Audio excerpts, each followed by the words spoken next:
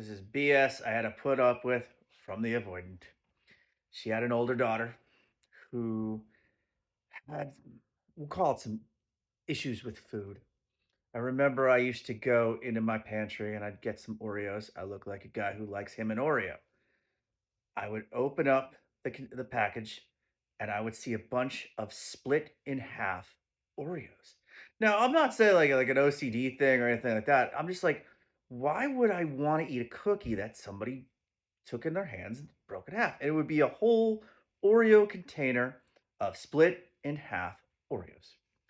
So I'd bring this up to the avoidant, like, hey, like one, don't do, like these are cookies for everybody in the house. Like you can't split all of them. Either have a whole cookie or don't have a cookie. All right. Like you could split a donut in half, you could split a bagel in half. We don't split Oreos in half. Also, I think this might be an issue with food. And she said, no, you don't know girls. This is just what girls do. And I'm like, all right. At the time, and it was a horrible thing. I was implementing the nacho method, right? Even though these people were living with me, like nacho kid, nacho problems. Then stuff started to escalate. There was an incident where Woden walked in the bathroom and saw her oldest daughter throwing up in the toilet, right, making herself throw up, and I'm like, this is serious. Kind of the split in half food thing kind of makes sense when you think about it, and this whatever. Woden was like, I talked to her. She said she's never going to do it again. I'm like, I think this is a deeper thing. I think this is a much deeper thing. This isn't just the one talking to. Like, this is a conversation that you need to have with her dad, and you guys need to get this poor girl some help. But all of the money was going into ice skating, so no time for help there. So when these people moved out, and this is a video for another day, I moved them out myself. They never came and got their furniture. I paid for the moving trucks. I packed all their stuff. I sent it to their new place. I was worried about a squatter situation. Again, that is a video for another day. As I'm cleaning out the girls' room, I like when they were here, I had the startings of a mouse problem. And I had never had it until these people moved in. And I was wondering, like, what's going on? It's like, and it's always only concentrated to that area. When I pulled her bed out, because I was making sure that nothing was in the sides or whatever, I thought I had been going crazy. For months, I'm like, I'm missing plates, I'm missing spoons, I'm missing forks, I'm buying more, they're disappearing. I'm accusing my kids of like selling my plates on the black market or something like that. I pull this bunk bed out. Pull this bunk bed out. It is all plates and uneaten food. This poor child had been gorging at night because, again, food problem. But again, I was told there was no issue.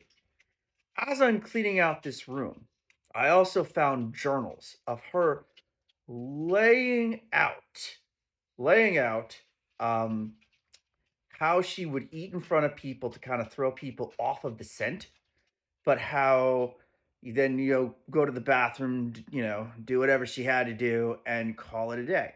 Now the reason I found these journals, this kid, the day after discard, the day they went to their moms or something like that, apparently had gone into her guidance counselor's office and threatened to do self checkout. So if you're doing self checkout and all that stuff in my house, I'm telling you right now, like my kids don't have privacy. All right. Like this isn't a democracy. In my house, it's a dictatorship. All right. So I found these notebooks like laying out all of these like horrible and scary things that you would never want anybody, like you would never want to find your kid doing. But I'm in a spot. Like I need to let this avoidant person know like what's going on with her daughter.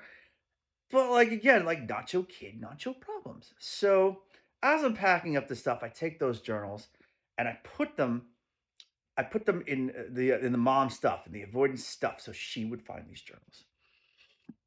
Couple months down the line, that kid ended up having to go to a facility for food issues. And she told me this, like, it was that's another video too, how, like, I was told about that. So I had said, "Yeah, I tried to tell you. I didn't know how to tell you. That's why I put those notebooks in your stuff. Like this had been an ongoing problem." Right? Actually, fast forward, rewind a little bit. She had blamed me for her missing her daughter's food issues. Meanwhile, the whole time I'm like, "Hello, I think there's some food issues. We should get this kid some help." But again, all the time, money, and attention was on ice skating for the other kid. No time for food issues. Would you believe, one, that woman blamed me for her missing her daughter's food issues, projection.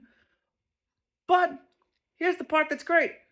Rather than saying, like, "Hey, I appreciate you trying to warn me about this," she accused me of being a creep for going through her daughter's journals. And I'm like, "Are you out of your mind?